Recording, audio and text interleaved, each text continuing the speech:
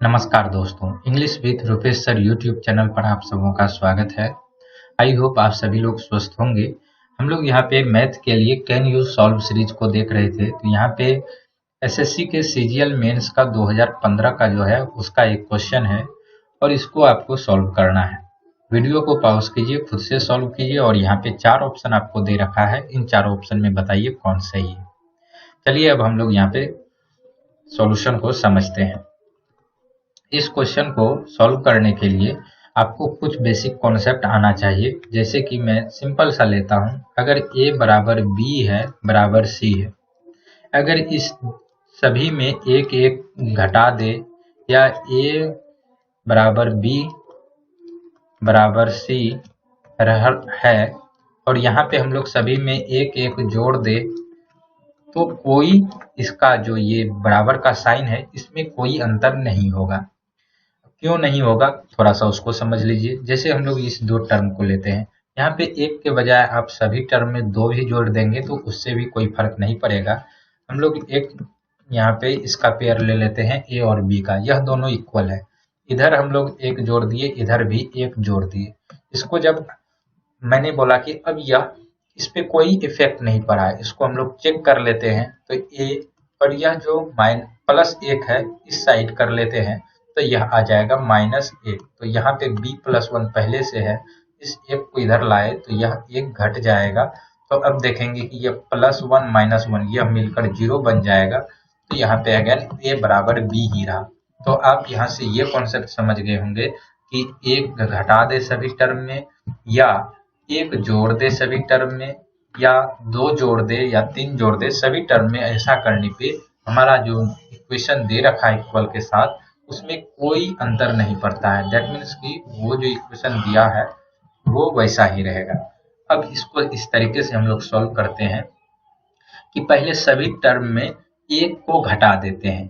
इससे क्या होगा कि एक जैसे घटाएंगे तो एक से यह मल्टीप्लाई होकर यह टर्म माइनस बनेगा। तो यहाँ से ए प्लस बी जो है वह यहाँ पे माइनस टाइम, चलिए इसको मैं लिख के ही दिखा देता हूँ। जैसे ए एक टर्म में हम लोग लिखते हैं और सभी में अप्लाई कर देंगे।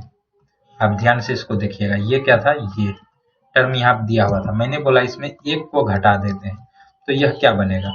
तो आप देखेंगे कि यहाँ पे a प्लस बी रहेगा माइनस सी और यह यहाँ पे माइनस एक से मल्टीप्लाई होके आ जाएगा माइनस ए प्लस बी और नीचे आ जाएगा a प्लस बी।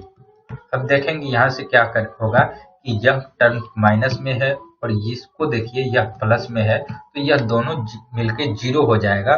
तो आपको यहाँ पे सिर्फ मिलेगा माइनस सी अपॉन ए प्लस बी। क्या यह क्लियर है।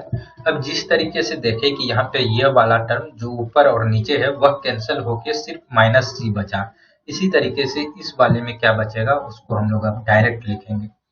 जैसे यहाँ पे बचेगा माइनस ए और नीचे आ जाएगा बी प्लस सी। इसी तरीके से इस वाले टर्म से बचेगा माइनस बी और ए प्लस सी। अब यहाँ पे यह इन चीजों को मैं हटा देता हूँ। अब देखिए ये आपको डायरेक्ट इस स्टेप पे आना था। अब यहाँ पे इसको फिर आप सोचिए कि जब सभी टर्म में माइनस है तो क्या हम यहाँ से माइनस हटा सकते हैं। ऑफ कोर्स हटा सकते हैं। जैसे एक x बराबर y दे रखा है और मैंने इसको दोनों तरफ माइनस से मल्टीप्लाई कर दिया तो क्या दोनों में कोई अंतर रहा। तो यानी कि माइनस अगर दोनों टर्म जगह पे है तो हम लोग इसको हटा सकते हैं इक्वल वाले केस में। तो ये तीनों टर्म में है तो यहाँ से सारे माइनस को हटा के हम लोग सिंपली लिख सकते हैं सी बट्टा ए प्लस बी बराबर ए बट्टा बी प्लस सी बराबर बी बट्टा ए प्लस सी। अब यहाँ पे हम लोग करते क्या है कि सभी टर्म में एक को जोड़ देते हैं। एक जोड़ने पे क्या होगा, चलिए फिर मैं यह एक टर्म से आपको समझाता हूँ कि एक जोड़ने से अब क्या होगा। मैं सिर्फ फर्स्ट टर्म में एक जोड़ रहा हूँ तो यहाँ से आप देखेंगे कि जब यहाँ पे एक हम लोग जोड़ेंगे तो यह है सी अपॉन ए प्लस बी। अब एक से यह ए प्लस बी मल्टीप्लाई होगा तो यह आ जाएगा प्लस ए प्लस बी। अब यहाँ से आप क्या समझे कि ऊपर में a प्लस बी यानी जो नीचे था a प्लस बी आके ऊपर वाले से जुट जाएगा।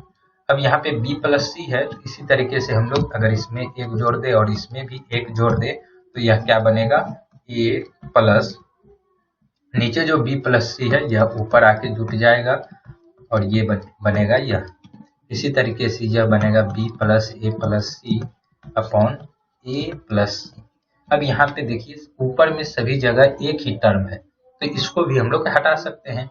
जैसे सभी जगह माइनस था तो उसको अभी हम लोग हटा दिए, तो सभी जगह a प्लस बी प्लस सी है, a प्लस बी प्लस सी है, तो इसको हम लोग हटा सकते हैं। तो डायरेक्ट हम लोग यहाँ से लिख सकते हैं, अब जब कॉमन टर्म हटा देंगे तो 1/a प्लस बी बराबर 1/b प्लस सी बराबर 1/a प्लस सी। अब यहाँ से दो दो टर्म लेके आप इजिली कंपेयर कर सकते हैं। अब यहाँ पे जब भी आपको ऐसा कभी इक्वल के साथ कोई टर्म मिले और उसको कंपेयर करना हो तो डायरेक्ट इस तरीके से कीजिए, इसके ऊपर में एक है यानी कि दोनों जगह समान वैल्यू है, तो जब दोनों ऊपर में इक्वल है तो नीचे वाला भी टर्म अपने आप में इक्वल होगा। दैट मीन्स हम लोग यहाँ से लिख सकते हैं a प्लस बी बराबर होगा b प्लस सी के। अभी दोनों जगह b है तो यह तो कैंसिल हो जाएगा, तो यहाँ से आपको मिल जाएगा a बराबर c, और फिर इन दोनों को कंपेयर करके हम लोग लिख सकते हैं b प्लस सी बराबर होगा a प्लस सी के।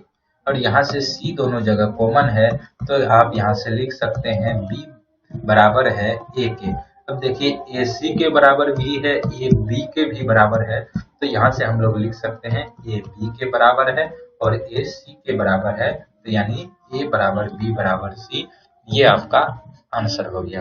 अब चूंकि यहाँ पे मैं आपको समझाने के लिए कई स्टेप लिखा हूँ, तो आप इसमें बहुत सारे स्टेप को माइंड में ही कर सकते थे। जैसे कि अब यहाँ पे जैसे आए तो डायरेक्ट समझते कि a प्लस बी प्लस सी ऊपर जाएगा, तो हम इस स्टेप के बाद जो c बट्टा a प्लस बी लिखे थे वहां से डायरेक्ट आप यहाँ पे भी आ सकते थे, और यहाँ पे डायरेक्ट आप देख के बोल सकते थे कि दोनों में b कॉमन है तो a बराबर c होगा, और इन दोनों में c कॉमन है तो a बराबर b होगा। तो डायरेक्ट हम लोग इस कंक्लूजन पे आ सकते थे।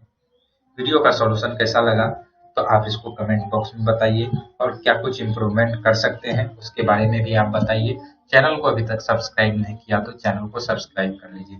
जल्द ही मैं इंग्लिश के क्वेश्चन के साथ भी आपको इस तरीके का 2-4 मिनट का 2 क्वेश्चन 4 क्वेश्चन का इस तरीके से छोटा छोटा सेशन दूंगा, जो कि अच्छे क्वेश्चन होंगे। ऐसा नहीं है कि कोई सिंपल सा, जो कि मान लेते हैं कि कोई भी ऐसा क्वेश्चन लेके आऊंगा कि जो कोई बच्चा अगर 3 से 4 महीना एसएससी का तैयारी किया है तो उस लेवल का क्वेश्चन। ऐसा नहीं है कि जो हर कोई जान रहा है उस क्वेश्चन को मैं स्किप करने का कोशिश करूंगा।